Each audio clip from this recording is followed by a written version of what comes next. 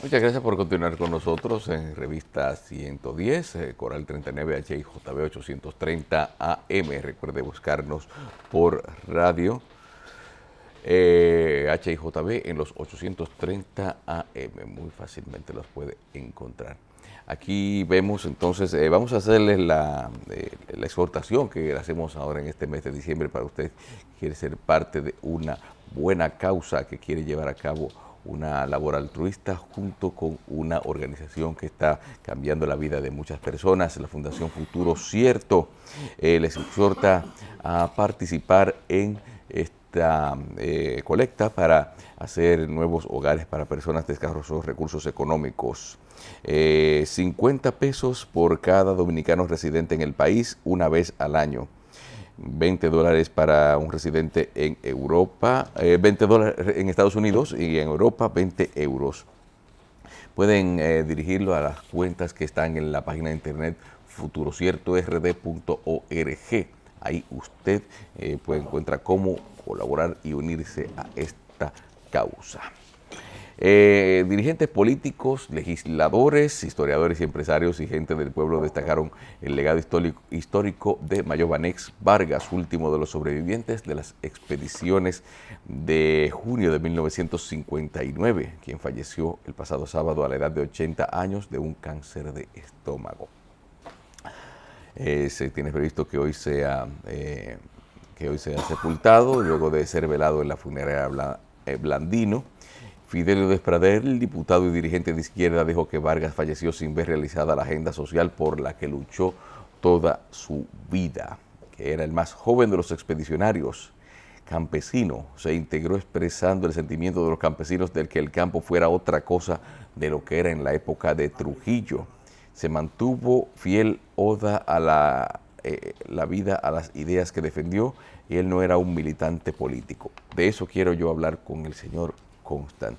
Realmente, uno ve gente que tuvo participación muy directa en hechos históricos, en acciones contra la tiranía, y a Mayobanex, a Poncio Pou, Medardo, uno no los llegó a ver exactamente encabezando una boleta nunca, ni nada. Entonces, eso fue un estirpe de personas que simplemente tenía el propósito de arrasar la dictadura. De tumbar la dictadura. Pero también, pero ¿por qué tanta gente que dicen ahora que tiraron tiros, que ahora están reclamando pensiones y que están haciendo muchísimas cosas? Ahí no se puede reclamar nada, porque los que sobrevivieron fueron muy pocos.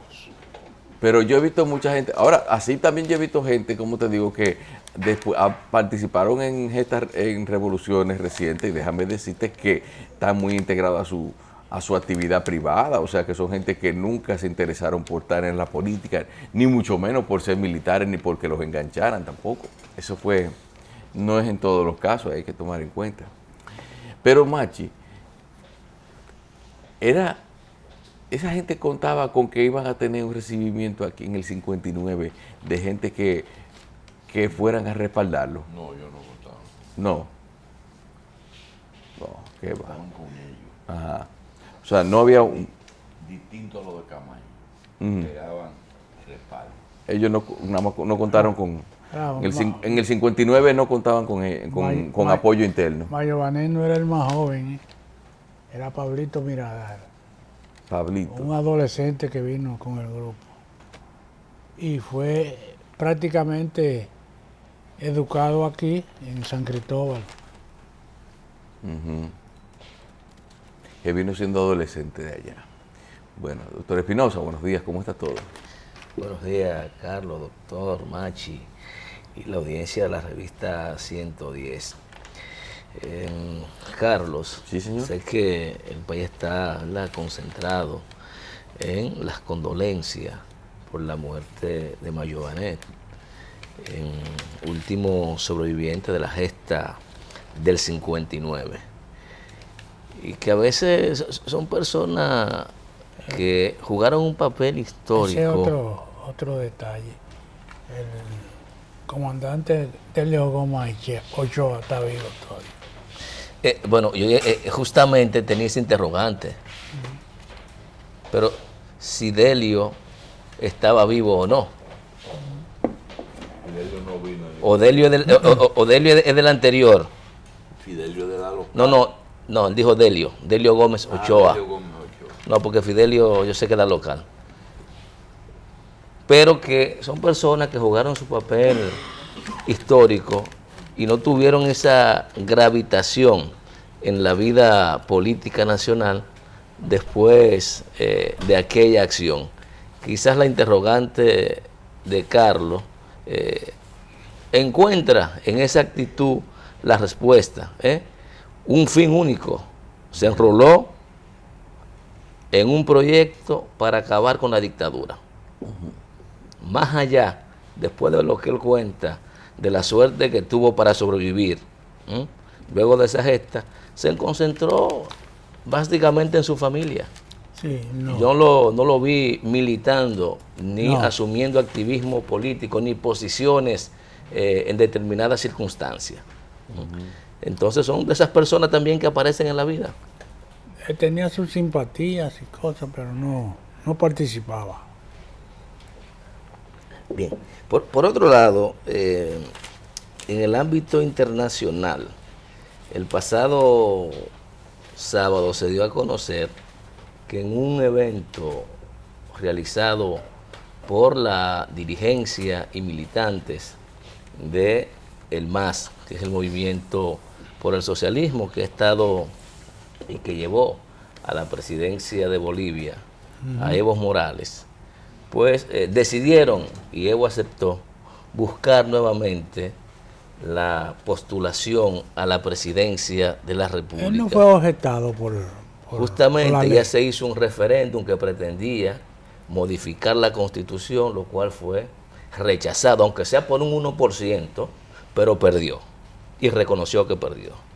Pero no sé cuál es el problema con los promotores del socialismo del siglo XXI. Definitivamente no los estoy entendiendo. Yo creo que los procesos de transformación social, como los que ha estado viviendo Bolivia, no pueden depender exclusivamente de la sobrevivencia o de la dirigencia de un único líder. Pero es un problema boliviano.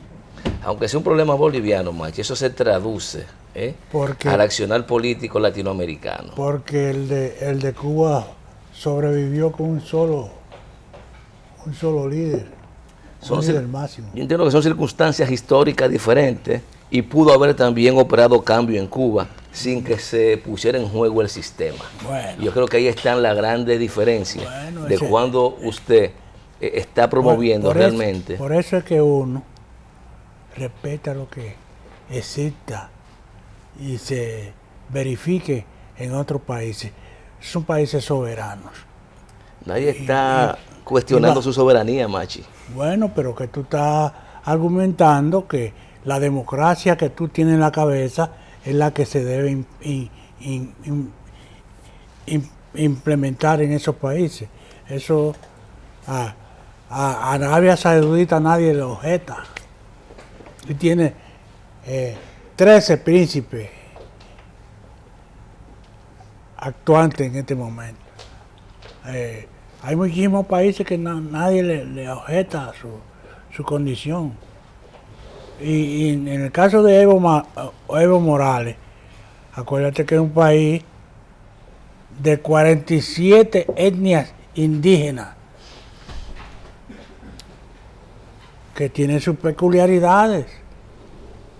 Si ellos deciden, después de 50 golpes de Estado que hubo en ese país, si ellos deciden seguir con ese indígena a la cabeza, bueno, ellos lo tienen bien merecido porque las etnias indígenas de Bolivia son en número superiores a cualquier grupo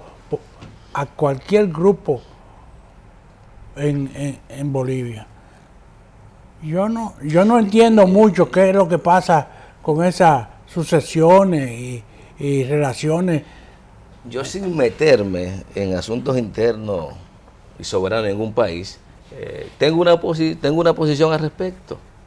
Y la he estado planteando aquí. Y como creo que muchas de esas cosas tienen que ver cómo se manejan los liderazgos, ya sea internacionales o locales, me parece, Machi, que independientemente de los argumentos que tú planteas, muchas de las críticas que se han hecho a las posiciones en las que uno ha militado, con las que uno ha simpatizado, y la propia que uno hace a diario acá, la falta de renovación de los liderazgos en las estructuras dirigenciales, políticas, empresariales o sociales, es un tema que afecta a un comportamiento político de nuestros países.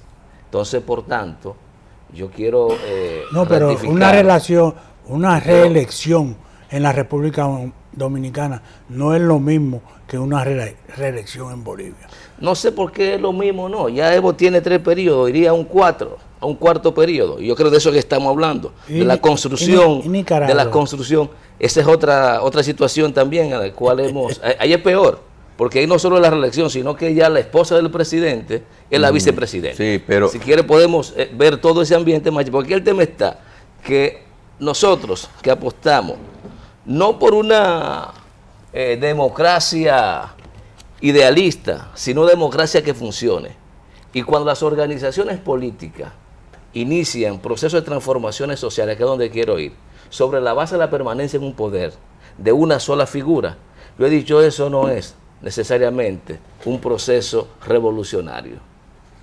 Porque si depende de la permanencia en el poder de Evo Morales, y si Evo se va, entonces hay una gran falla de origen. Se supone que hay otros indígenas, Machi, que debieron estarse preparando para el relevo generacional de Evo Morales. Bueno, junto con Evo Morales, yo recuerdo otro, Fernando Quispe, que era el sindicalista de los indígenas. Pero yo no sé cuál es el problema. Ellos dejaron de bloquear las carreteras, Pero lo que digo, si no es parece que están...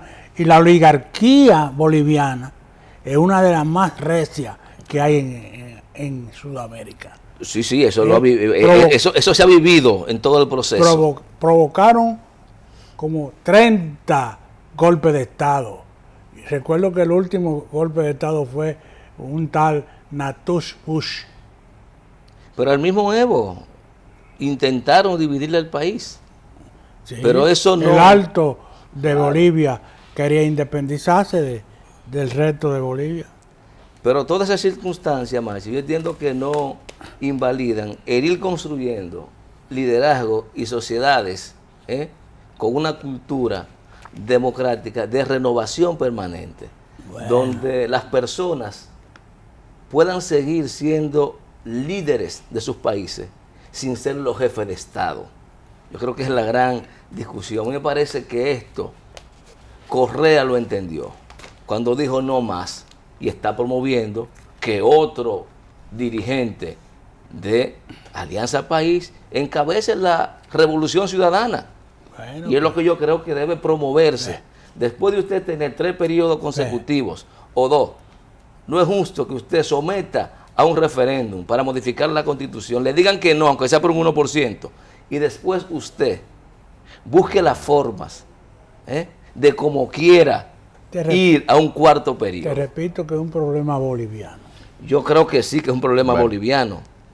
Yo creo que sí. Pero eso no me quita el derecho de opinar sobre lo que creo que debe ocurrir, no solo en Bolivia, sino también. Tendríamos nosotros, Machi, la misma situación aquí si Danilo quisiera reelegirse por 3ª vez. Y será un problema interno también nuestro. Eso hay que esperar que ocurra para criticarlo. O que se perfile. Pero son de las cosas que tenemos ahí. Pero eso no está ni siquiera perfilado. Bueno. Pero lo cierto es que es un problema tan convulso en Bolivia que uno dice, óyeme, ¿cómo se salvaron de los mineros del cobre, Juan Lechín, toda esa historia de desastre, el Che Guevara en Bolivia?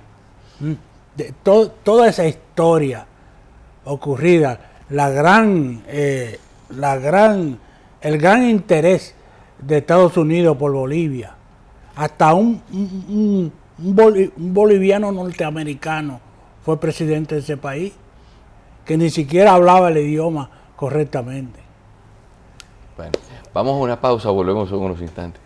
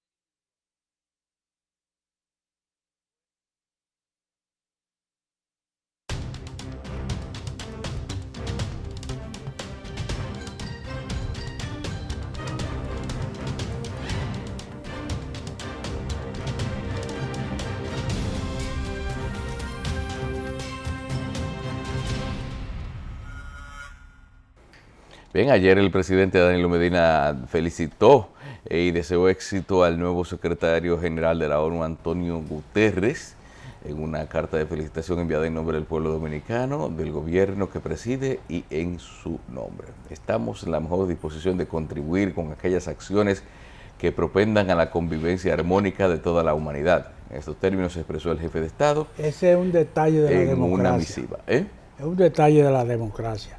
¿Cuántos países votaron para que Antonio Gutiérrez fuera, o Ban Ki-moon igualmente, fuera secretario general de la... Ahí no, ahí hay una democracia selectiva o la decisión queda solamente en un grupo o sea, es que dependiendo del tema hay órganos que son los que pueden votar dentro. A partir de una terna ofrecida por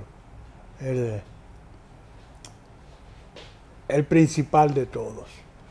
Estados Unidos es que maneja este asunto desde siempre. Sí, pero si Guterres entonces termina siendo secretario general de la ONU, propuesto por un gobierno saliente de Estados Unidos. Es decir, puede ser, no necesariamente, eso significa que aunque Sí, aunque la ONU depende mucho de lo que se diga en Estados Unidos, Sí, pero, bajo un gobierno de Trump no va a haber unidad de criterios, ¿no? no, eso no es así. El establishment de Estados Unidos es el que decide. Decide incluso lo de Trump. Esos son los que deciden. Fíjate que Hillary, pese a todo lo que se dice, Ujú. logró 1 millón más de votos. Es una democracia selectiva también. Ujú.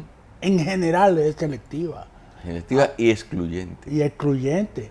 1 millón más de votos que el ganador de la presidencia.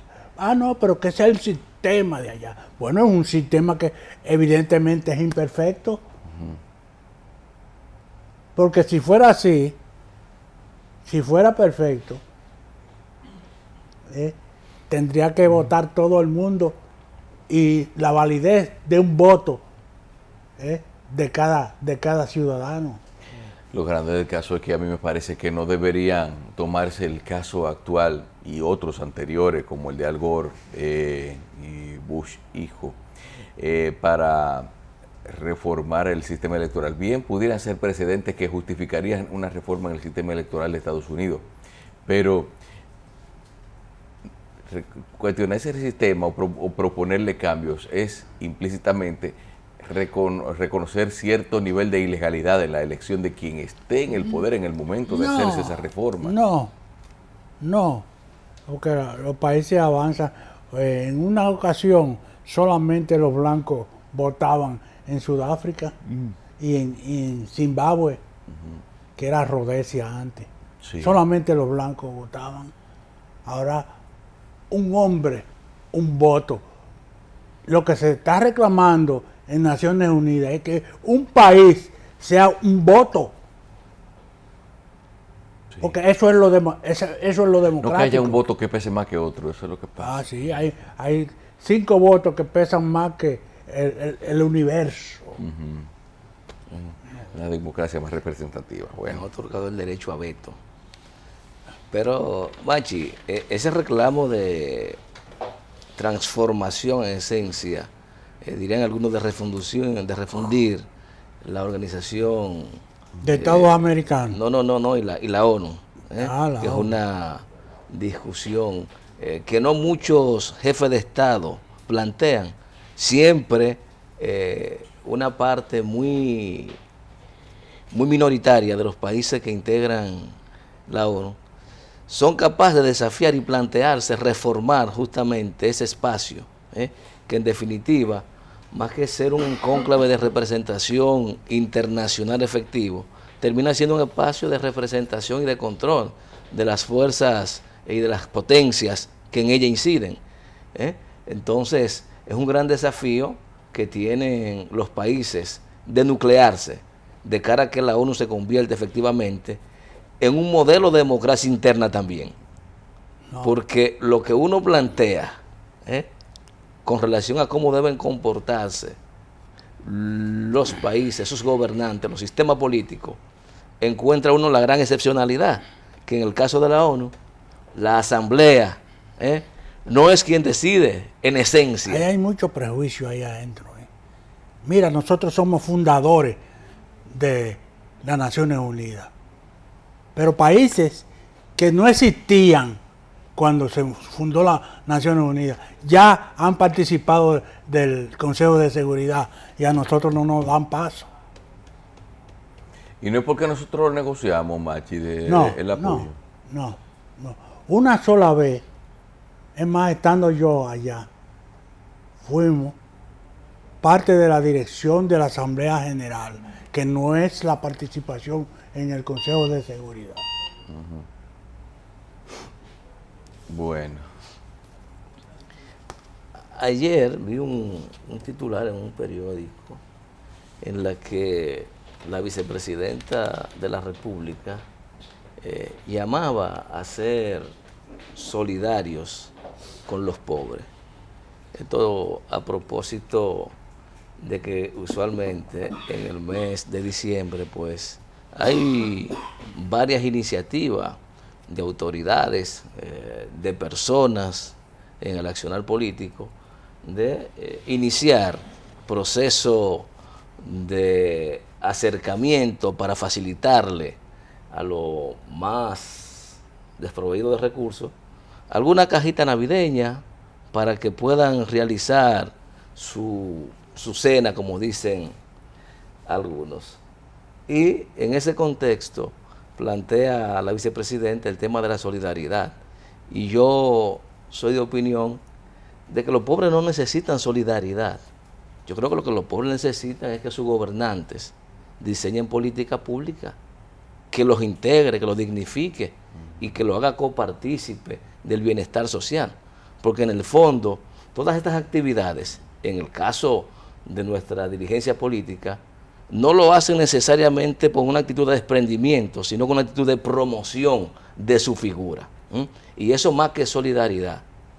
Eso para mí a veces cae en la humillación y en restrujarle en la cara a la gente su condición de pobreza y de mantener un sistema que hace muy poca cosa en el fondo para que eso se supere.